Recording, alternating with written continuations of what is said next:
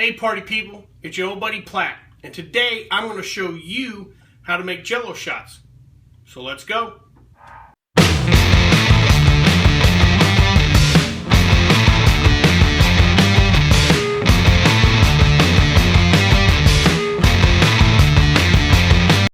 I've kind of gone back and forth in my head whether or not I wanted to do this video or not.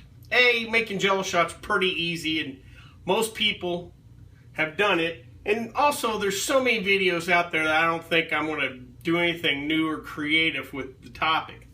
But I do want to start getting into alcohol and food, or more importantly, desserts. I'm not going to be doing cooking videos where I'm using a Pinot Noir glaze on anything or anything like that. But I do want to start getting into alcohol as it pertains to some desserts or sweets and how the two kind of work. And Jello shots is a perfect base to build off of. Then I think there are a couple of things or approaches to Jello shots that might need to be reviewed or discussed, and let people think about Jello shots in a little different way. So we're going to make a couple of different Jello shots today, and we're going to start off with the basic Jello shots. So let's get going. So the first batch of Jello shots we're going to make is the basic Jello shots, the one I learned to make and easiest one to make. And basically all you need is just a pack of whatever flavored Jello. We're using orange. And we're going to start by boiling a cup of hot water. Once we get this to a boil, we're going to add our pack of Jello. We're going to stir it all in. And we're about to bubble up. So we're going to take our pack of Jello,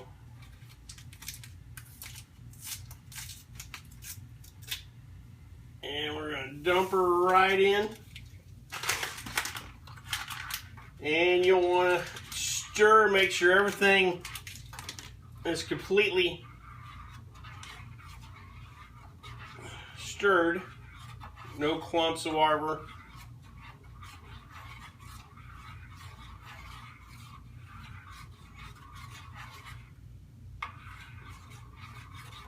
This should just take a couple of seconds.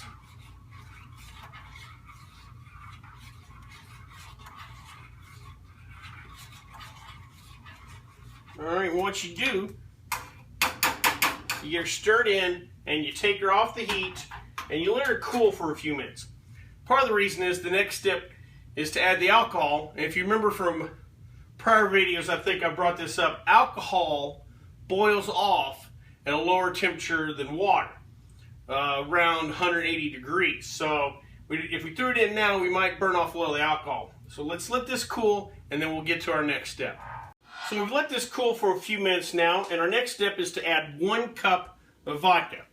Now, some of you out there might be tempted, and it's all right if you do it, to use Everclear instead of vodka if you want something a little more high octane. That's fine. I will warn you though, that a lot of times if you go with Everclear, the Jello doesn't quite set as much, or it's a little runny. If this is the first time you've ever made Jello shots, I advise you just sticking with vodka for now. But definitely if you want to kick it up a notch, whatever, feel free to use Everclear and or any other spirit. But for this example, like I said, I think vodka, just your first time out, is the easiest to use. So we got our 1 cup of vodka. Dump her in there. Give her a quick little stir.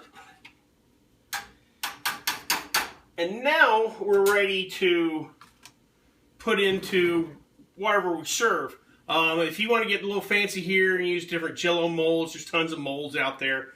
You can find any of your grocery stores or different cooking shops. The easiest, in my opinion, is always these little plastic souffle cups.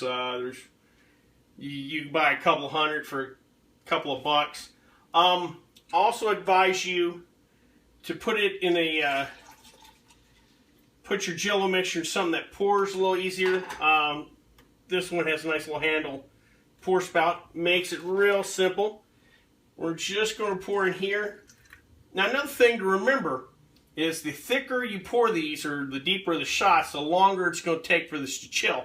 So just depending on how big of a shot and how fast you want this done, pour at different depths. I'm going to pour kind of shallow in here because we're going to want these to sit up fairly quick. If you have a big enough refrigerator, maybe I suggest you put these on a plate or a tray, slide it in. So we've poured these, and now we're going to throw them. We're going to throw these into a refrigerator. Anywhere from 2 to 4 hours at minimum. Most of the time I suggest you let them sit overnight. If you got a party the next day, do them the night before, let them sit overnight. Like I said, to get nice and firm and set up. Especially, if you, like I said, if you use Everclear. And that's it. That's a basic Jello shot. We're going to throw these in the fridge. And now we're going to move on to taking the Jello shot up a notch. And next one, we're going to kind of create a recipe. So let me put these in and we'll get to our next Jello shot. So alright, I just got done showing you how to make the basic Jello shot. Now I want to kind of take it up a notch and create kind of a drink, cocktail inspired Jello shot. Probably the simplest one, and I saw this at the store when I was buying the Jello, was lime. And immediately I thought, well, how about a margarita themed Jello shot? So I boiled my water, allowed it to cool, I've stirred in my lime Jello, and now we're going to add our spirit. And for this recipe, so we're going to need a cup. We're going to add a cup of spirit. So what I'm going to do is I'm going to add 2 ounces of orange liqueur.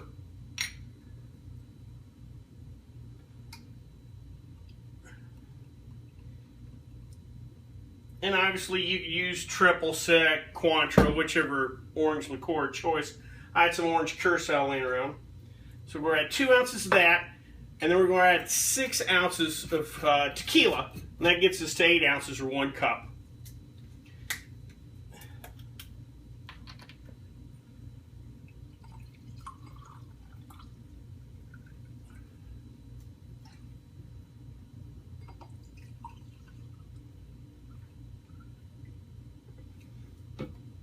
And again, at your grocery store, there's going to be a lot of different flavor varieties that you can just build out simple cocktail variations. You're going to see a lot of cherry. There's even, I've seen some Pina Colada Jello, so obviously add a little rum and you've got a Pina Colada Jello shot. And that's what I kind of wanted to do with this one, get you to think about all the different color variation or flavor variations that are out there. And again, we can make a cocktail. You don't have to put just one spirit in there. You can put a couple of different spirits. If you found a cranberry Jello, then maybe we could use a Cointreau and a citron vodka, make a Cosmo Jello shot, what have you. There's a lot of room to play with. And again, like the previous Jello shots, we're going to throw them in our little cups here.